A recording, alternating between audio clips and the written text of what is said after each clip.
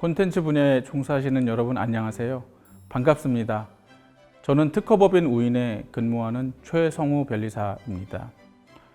오늘 여러분과 함께 콘텐츠 보호를 위한 지식재산 해외 출원 등록의 중요성에 대해서 살펴보도록 하겠습니다.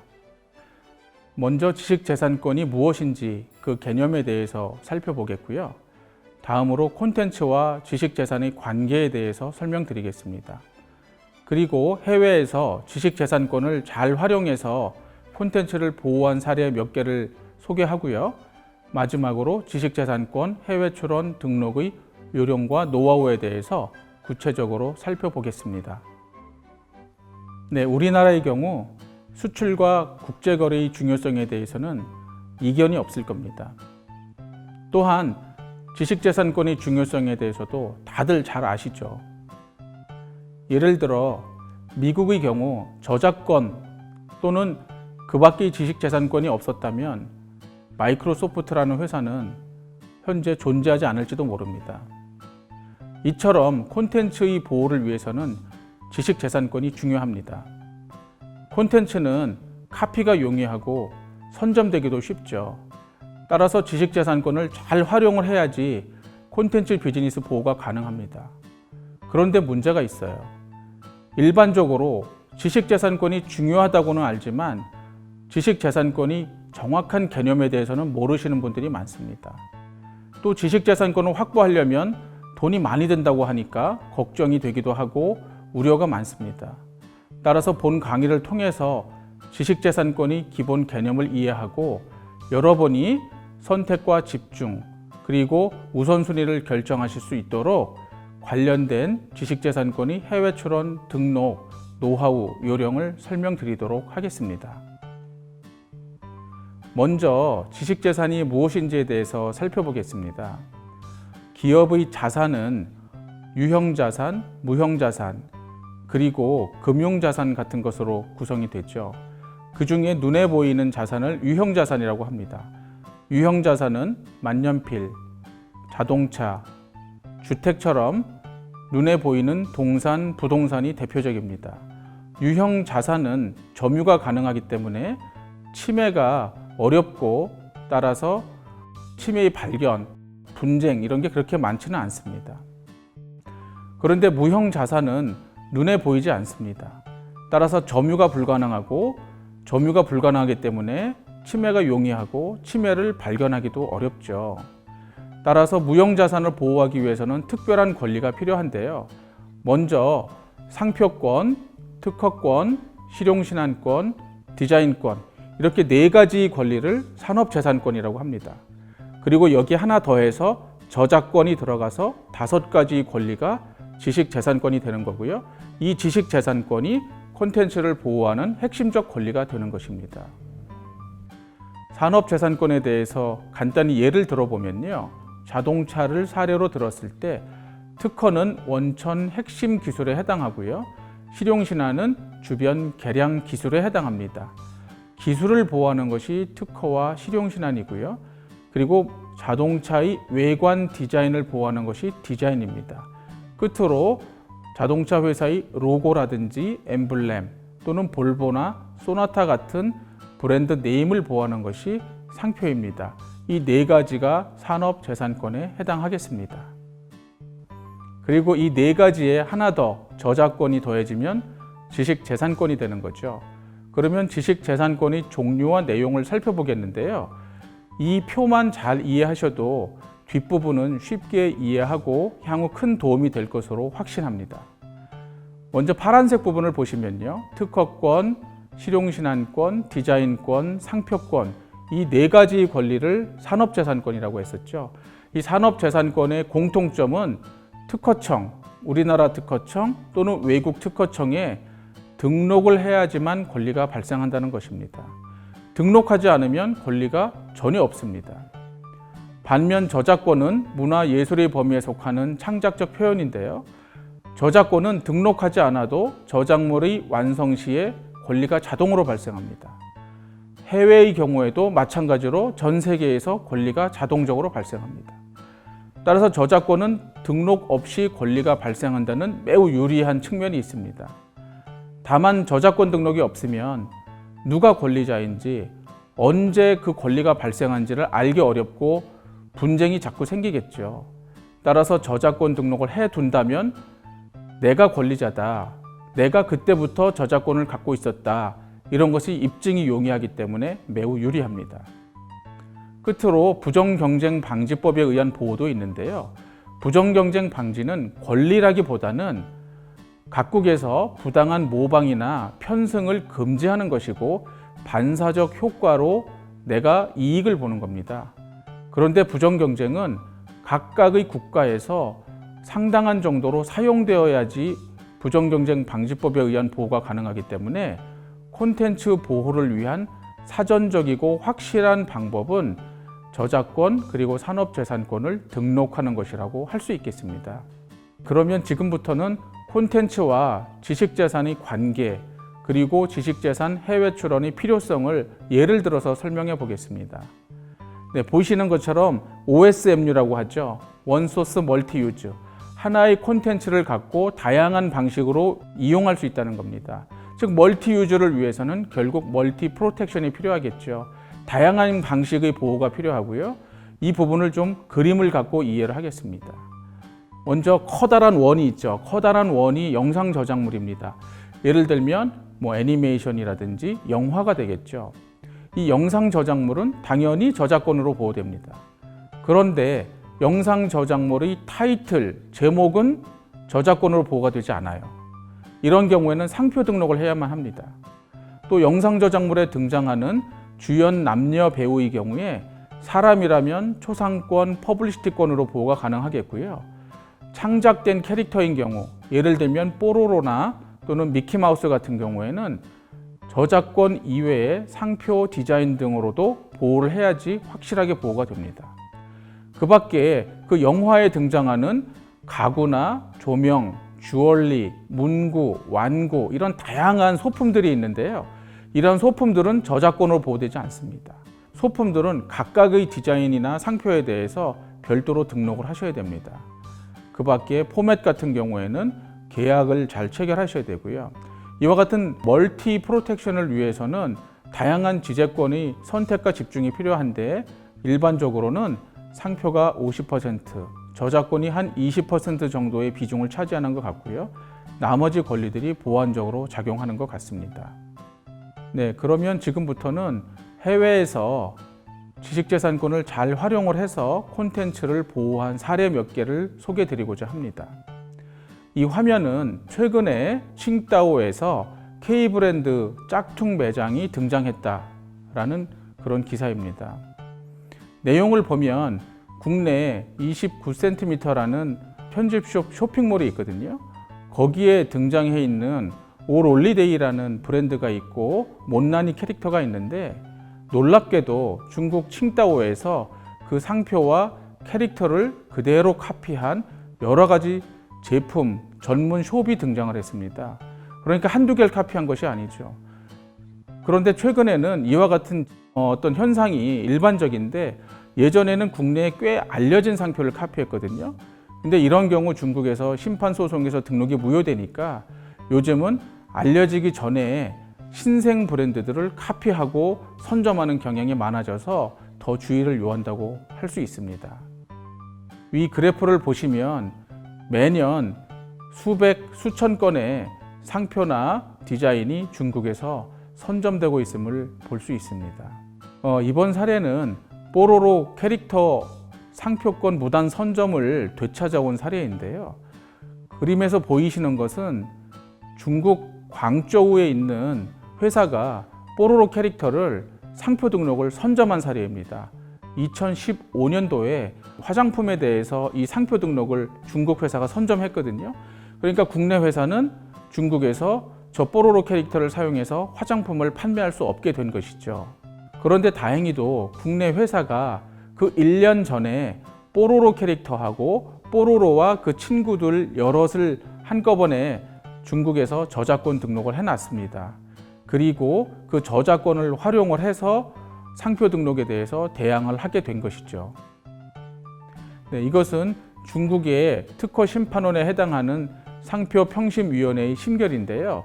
중국 상표평심위원회에서는 이 상표는 무효 청구인, 즉 한국 저작권자의 저작물과 실질적으로 유사하고 카피이기 때문에 그 상표 등록을 무효로 한다라고 심결을 한 상당히 나이스한 그런 심결이었습니다. 이번은 비슷하지만 좀 더 어려운 케이스입니다. 이번에는 2010년이니까 아까 케이스보다 한 4년 전에 뽀로로라는 영문자 상표를 중국 사람이 절강성에 있는 회사가 아동용 식기에다가 등록을 한 케이스입니다. 이 뽀로로에 대해서 국내 회사는 중국 저작권 등록도 아직 없었고요. 상표 등록도 없었고 중국 회사가 국내 회사가 알리바바에서 판매하는 거에 대해서 그 침해를 중지해달라는 경고장도 보낸 그런 사례입니다. 이런 경우에 상표 등록도 없고 저작권 등록도 없고 막막한 케이스였는데요. 국내 회사가 중국 대리인과 잘 협의해서 기지를 발휘해서 위기를 타개한 그런 사안입니다. 내용을 보시면 아까 저작권은 등록이 없어도 권리가 발생한다고 했죠. 그리고 등록을 할 때에는 그 저작권자가 누구이고 언제 저작물을 작성했는지를 입증만 하면 소급해서도 날짜를 기입할 수 있습니다. 그래서 국내 회사는 중국 판권국의 저작권 등록을 하면서 2010년 이전에 뽀로로가 창작됐고 방영되었다는 사실을 입증을 했습니다. 결과적으로 뽀로로 저작권이 중국 상표권보다 앞선 거고요. 중국 상표평심위원회 그리고 중국 인민법원은 그 저작권을 이유로 그 중국의 불법적인 상표 등록에 대해서는 등록을 또 무효로 시키는 판결을 했습니다. 결과적으로 국내 회사가 위기를 극적으로 탈출하게 된 그런 심결이었던 것이죠.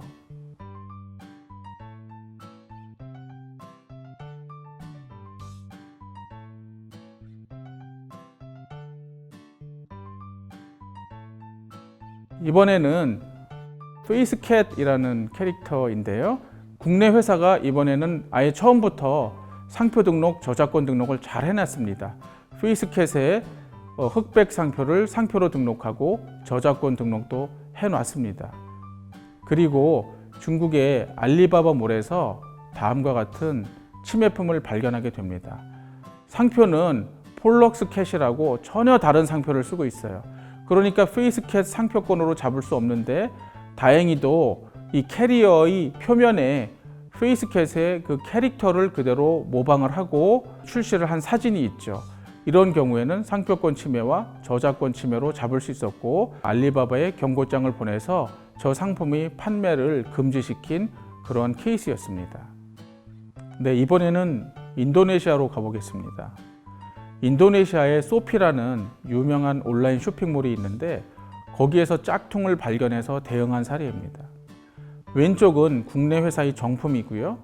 오른쪽은 중국 회사가 판매하는 짝퉁 가품입니다. 왼쪽의 상표는 닥터 자르투고요. 오른쪽의 상표는 바이오 아쿠아입니다. 상표가 다르기 때문에 상표권 침해로 잡을 수가 없었어요. 또 왼쪽의 상표는 V7이고 오른쪽은 V7이지만 아쉽게도 출원 중이기 때문에 상표권이 없었습니다. 이런 경우에도 다행히 국내의 권리자가 기지를 발휘해서 국내에 저 사과도형을 저작권 등록해놨었거든요. 그리고 한국 저작권 등록한 것을 입증을 해서 중국에서 테이크다운, 결국 판매를 금지시켰던 그런 케이스입니다. 결국 한국이나 어떤 중국이나 이런 쪽에 저작권 등록을 해놓은 것을 갖고도 제3국 인도네시아에서도 권리를 행사할 수 있었던 좋은 사례라고 할 수 있겠죠. 네, 지금까지 콘텐츠와 지식재산의 관계에 대해서 살펴봤고 또 해외에서 지식재산권을 잘 활용해서 콘텐츠를 보호한 사례도 살펴봤습니다. 그러면 지금부터는 해외에서 어떻게 지식재산을 출원 등록해서 효과적으로 보호받을 수 있는지를 설명드리겠습니다. 먼저 속주주의 원칙과 우선권에 대해서 이해하실 필요가 있는데요. 속주주의 원칙이라는 것은 보호받고자 하는 국가 또는 EU와 같은 지역마다 각각 출원해서 등록을 받아야 그 나라, 그 지역에서 보호를 받을 수 있다는 원칙입니다. 따라서 각 국가, 각 지역마다 출원해서 그 나라의 국내법에 따라서 독자적으로 심사를 받아야 되는 것이죠. 이렇게 각 국 또는 각 지역마다 출원을 하려면 상당히 많은 비용이 들고 많은 시간이 소요됩니다. 이러한 어려운 점을 좀 보완해 주기 위해서 조약에 의해서 우선권 제도라는 것이 탄생했습니다. 우선권은 제1국, 자기 나라를 말하겠죠. 제1국에 출원한 자가 제2국, 제3국 등 외국에 출원할 경우에는 일정 기간 내에 해외 출원을 하면 제1국 출원일에 제2국, 제3국에서 출원한 것으로 기간을 소급해주는 제도를 말합니다. 그러면 제1국이 있고 제2국, 제3국이 있을 때 그 사이에 제3자가 모방을 하거나 상표를 선점했을 때 그것을 전부 다 내가 우선적인 권리로 다 무효시키고 내가 등록을 받을 수 있게 이렇게 되겠죠. 그리고 이 경우에 특허 실용신안은 우선권 기간이 12개월, 그리고 디자인 상표는 6개월입니다. 따라서 이 6개월 내지 12개월을 잘 활용한다면 해외 출원할 때 유익하게 도움을 받을 수 있겠습니다. 그러면 지금부터는 특허, 상표, 디자인 각각의 해외 출원 방법, 루트를 살펴보겠는데요. 원칙적으로는 국가마다 따로따로 출원하는 것이었죠. 그리고 국내에 출원을 하고 12개월 우선권 기간 내에 해외 출원을 하면 됩니다. 미국에는 영어로, 중국에는 중국어로, 일본에는 일본어로 이렇게 출원을 합니다. 이렇게 출원하는데 12개월의 우선권도 좀 너무 짧다, 불편하다 이런 문제가 있어서 국제조약으로 PCT라는 것이 생깁니다. PCT는 일종의 국제특허 출원 제도인데요. PCT는 우리나라에 출원을 합니다. 그리고 우선권 기간 12개월 이내에 PCT 출원을 하면 우리나라에 출원했을 때부터 최대 약 12개월이 한 30개월 정도로 이렇게 시간이 늘어나는 거죠.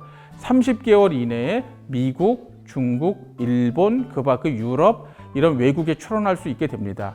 그러니까 시간이 12개월에서 30개월까지 많이 늘어나니까 그 기간 동안 어떤 기관의 지원을 받을 수도 있고 투자를 받을 수도 있고 등등 좀 더 충분히 심사숙고해서 해외 출원을 할 수 있게 되겠죠. 그래서 PCT는 무조건 좋다고 할 수 있는데 다만 국제 출원 비용이 한 200에서 300만 원이 더 추가로 발생한다는 점, 이 점을 이해하시면 될 것 같습니다. 네, 이번에는 해외 출원 비중이 가장 많은 상표에 대해서 살펴보겠습니다. 상표도 기본적인 구조는 똑같은데요. 먼저 국가마다 따로 출원하는 것이 원칙입니다. 그러면 우리나라에 출원을 하고 6개월 우선권 기간 내에 미국, 중국, 일본, 기타 국가에 출원을 하게 되겠죠. 그 다음으로 상표의 국제 출원 제도는 마드리드 의정서에 의한 국제 출원이라고 합니다. 이 마드리드 의정서에 의한 국제 출원은 특허의 PCT 출원보다는 좀 더 진일보된 국제 출원 시스템이라고 할 수 있는데요. 먼저 우리나라에 상표 출원을 하고요. 그것을 기초로 우리나라 특허청에 국제 출원서를 제출합니다. 그러면 특허청이 알아서 스위스 제네바에 있는 WIPO 세계 지적재산권 기구에 그 서류를 보내고요.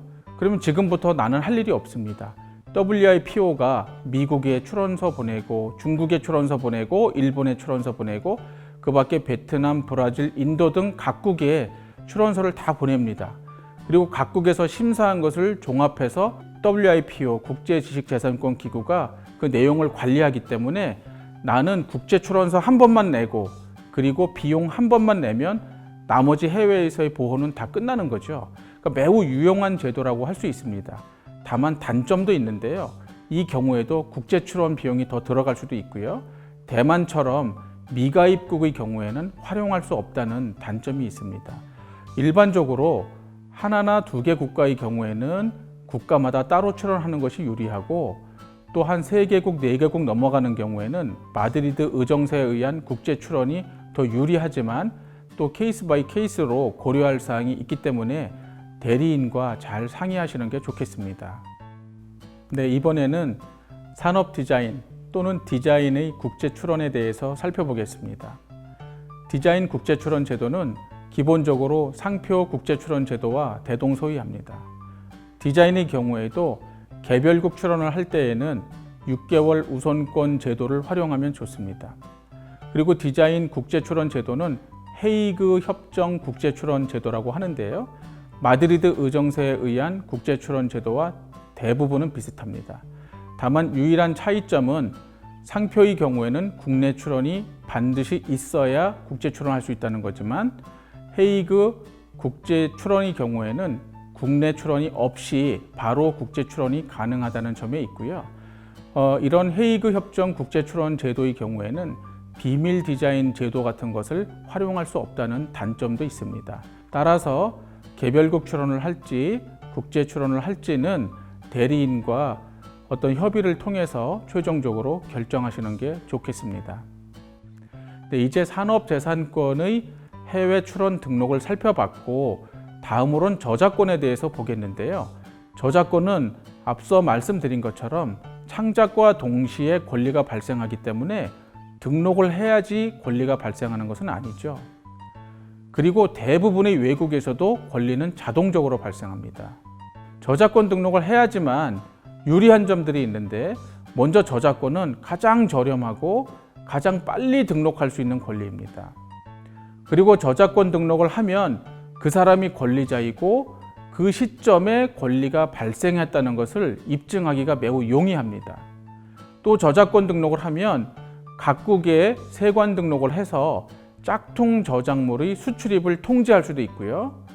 또 상표권, 디자인권이 등록되기 전 단계에서 저작권으로 권리 행사를 할 수도 있습니다. 그 밖에 국내외 오픈마켓이라든지 또는 소송 단계에서도 저작권 입증을 해야 하는 경우가 있는데 저작권 등록이 있으면 그런 부분이 매우 쉽고 명확하겠죠. 따라서 저작권 등록은 필수는 아니지만 보호를 위해서 꽤 필요한 절차이기도 합니다.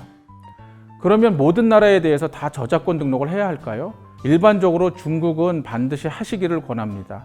중국은 분쟁이 많고요. 카피도 많고 또 알리바바나 티몰, 타오바오 같은 오픈마켓이나 법원에서도 상표 저작권 등록증을 요구하는 경우가 많거든요. 그래서 중국은 꼭 하시고요. 그 다음 미국은 반드시는 아니지만 저작권 침해를 이유로 하는 민사소송을 제기하기 위한 요건입니다. 따라서 미국은 미국에 진출하실 때 또는 분쟁이 예상되는 시점에 한 4, 5개월 전에 저작권 등록을 하시면 좋을 것 같습니다. 끝으로 해외 출원할 때 고려해야 할 사항이라든지 몇 가지 팁에 대해서 설명드리겠습니다. 해외 출원할 때에는 무조건은 아니고 먼저 그 발명이나 상표, 디자인의 가치와 사업성을 고려하셔야겠죠. 또 언제 그 나라에 진출할지 그런 예정 시기도 고려해야 하겠습니다. 또 해당 국가에 국제시장에서 경쟁하는 경쟁 기업이 있는지도 좀 살펴봐야 하고요. 또 중국이나 베트남 등 주요 생산 거점인 나라는 OEM 생산 등이 필요하면 그 나라에 상표 출원이나 저작권 등록을 해두는 게 좋겠죠. 그 밖에 국가별 특징도 고려해야 하는데 중국처럼 모방 선점이 일상적인 나라는 꼭 출원 등록해둘 필요가 있겠고요. 또 소송이나 인터넷 쇼핑몰 입점 시에도 요구하는 나라들이 있습니다. 이런 경우에 종합적으로 고려해서 해외 출원을 고려해야겠지만 경우에 따라서는 한두 가지 사항이 중요해서 그 사항 때문에 해외 출원을 우선적으로 해야 할 경우도 있습니다. 다음 국내 대리인이나 해외 대리인 선정할 때도 약간의 노하우가 있는데요. 먼저 국내 대리인은 해외 출원 경험이 많은 대리인을 선정하는 것이 좋겠습니다. 해외 네트워크가 넓어야지 아무래도 유리하기 때문이죠. 그리고 국내 대리인과는 출원도 중요하지만 출원 이후에 OA라든지 등록 단계에서의 절차와 비용에 대해서도 확실하게 그리고 충분한 설명을 들어두시는 게 좋습니다. 다음 해외 대리인은 대부분 국내 대리인이 추천하는 쪽으로 결정하게 되지만 예를 들면 해외 대리인 중에서 좀 가격이 저렴한 쪽으로 추천해 달라고 하거나 또는 교포, 변리사, 변호사 등이 있는 의사소통이 가능한 로펌으로 선정해 달라고 한다든지 특별한 주문을 하실 수도 있겠습니다. 다음으로 해외 출원할 때에는 이미 설명드렸던 출원의 방식을 통상의 개별 출원으로 할 것인지 국제 출원할 것인지를 결정하셔야겠고요. 우선권의 활용 여부, 우선권 기간 이런 부분도 고려하셔야겠죠. 끝으로 각종 지원 사업을 활용하시기를 권고드립니다. 문화체육관광부에서 지원하는 콘텐츠 해외 출원 등록 사업도 있고요. 한국지식재산보호원 또는 한국발명진흥회, 코트라 등에서도 다양한 해외 출원을 지원하는 사업들이 있거든요. 이런 지원 사업을 잘 활용하셔서 해외 출원이 우선순위를 좀 정하시는 게 좋을 것 같습니다. 예를 들면 1순위는 미국, 2순위는 중국, 3순위는 EU 등으로 지역을 확대해 가실 수도 있고요. 또 1순위는 저작권, 2순위는 디자인, 3순위는 상표처럼 권리 종류를 확대해 가실 수도 있을 것 같습니다. 네, 지금까지 해외에서의 콘텐츠 보호를 위한 지식재산 출원 등록에 대해서 설명드렸습니다. 먼저 지식재산의 개념에 대해서 설명드렸고요. 콘텐츠와 지식재산의 관계에 대해서, 그리고 몇 가지 유용한 사례를 소개드렸고요. 마지막으로 해외 출원할 때 각 개별국 출원과 국제 출원의 차이점, 장단점을 비교해서 설명드렸습니다. 모쪼록 해외에서 여러분의 콘텐츠 비즈니스가 충분히 보호되고 성공하시기를 기원합니다. 감사합니다.